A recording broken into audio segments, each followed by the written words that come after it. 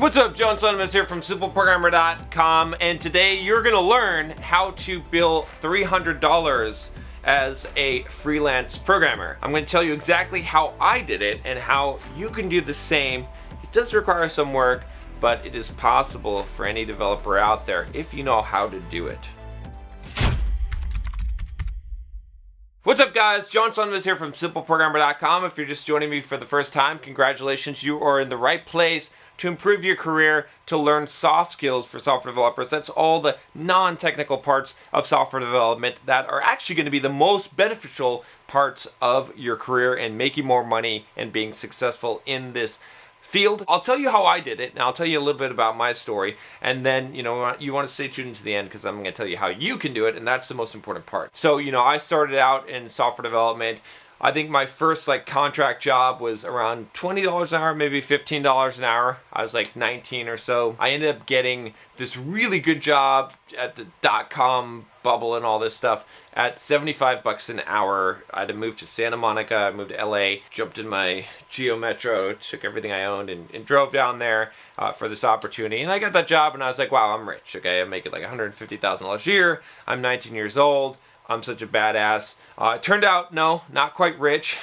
Turned out that, yeah, even living frugally and saving all your money, it would take 10 years to even come close to being a millionaire, which is an unrealistic goal. That's why I got involved in real estate investment and all that. That's yet another story. I eventually made millions of dollars in this field, but it wasn't from a $75 an hour job. Long story short, I ended up, eventually that job expired, and I got some jobs that were paying around that. The next one was $65 an hour. I was a consultant. I was a contractor. I was really, quoted an employee. I was working full time. I wasn't really a freelancer. And then, I bounced around from different companies.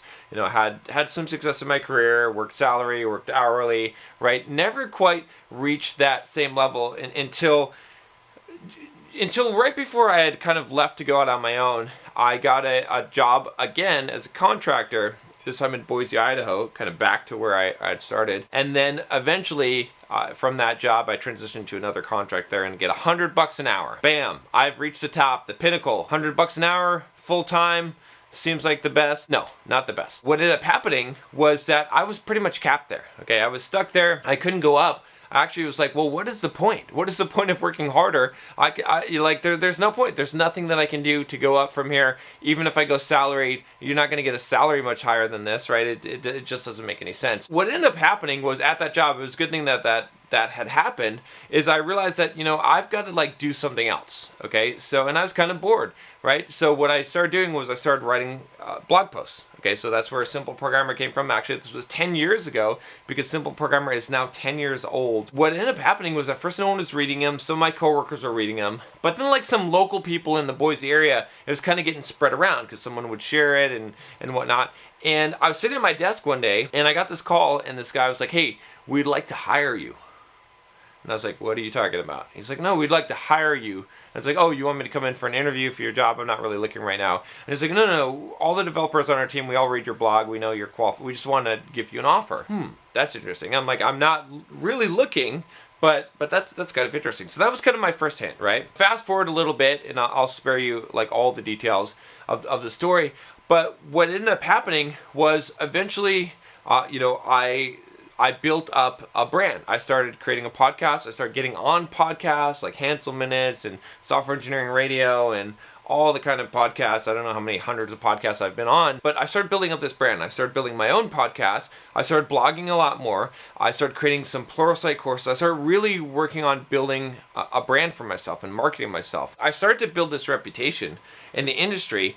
And all of a sudden, okay, and I ended up leaving my job and working for myself. But even when I was working for someone else, I would get these emails, okay, from people saying, hey, I'd like to hire you to work for me on a contract basis, right? What is your rate? At first I was like, ooh, it'll be $150 an hour. And then eventually what ended up happening was that as I kept on getting these requests, and I eventually quit my regular job, I was like, well, I wonder if I could just, I'm busy. I'm trying to work in my business. I'm working on Pluralsight courses.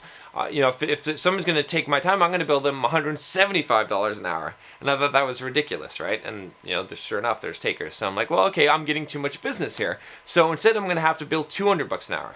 Then I went to $250. Then finally I went up to $300, okay?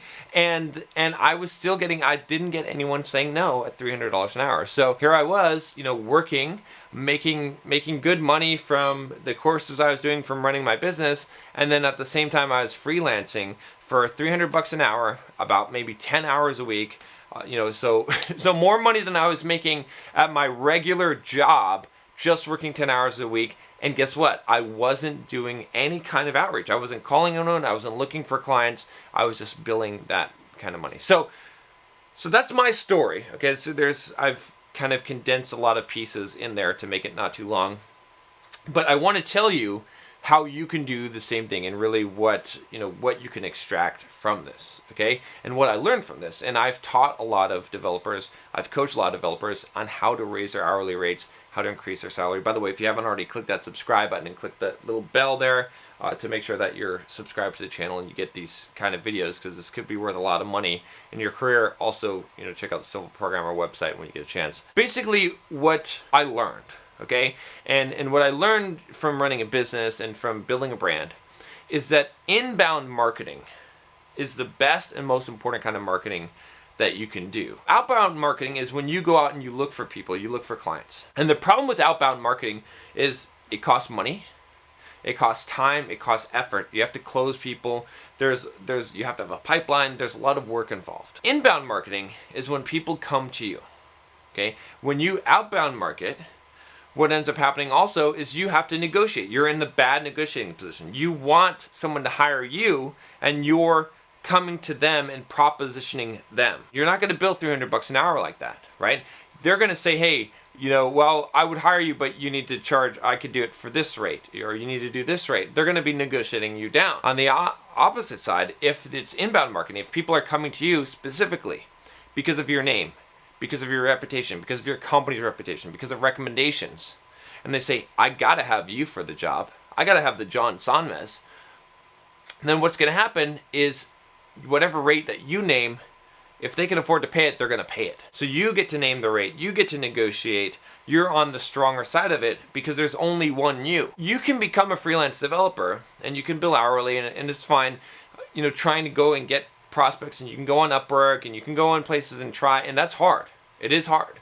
It's difficult to do. It can be done. You can put ads in Craigslist. I know a lot of ways that people do this, or run Facebook ads.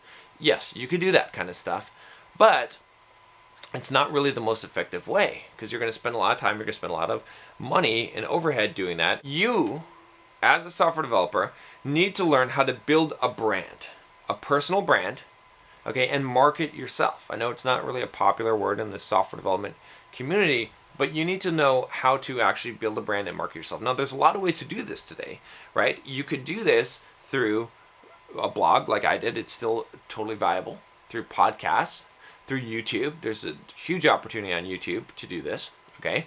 You could do this through writing books. You could do this through writing magazine articles, to speaking in places, right? And I've done all of these things. That's what you have to do, and it's going to take some time. It's going to take a few years to do that, to build that brand. But once you have that, and once you have that reputation and people know who you are, you're going to be able to get any kind of job that you want.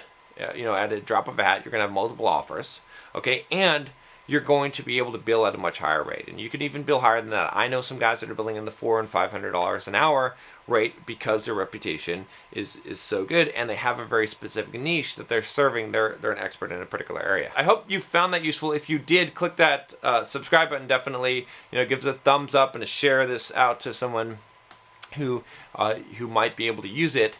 And I will talk to you next time. Take care.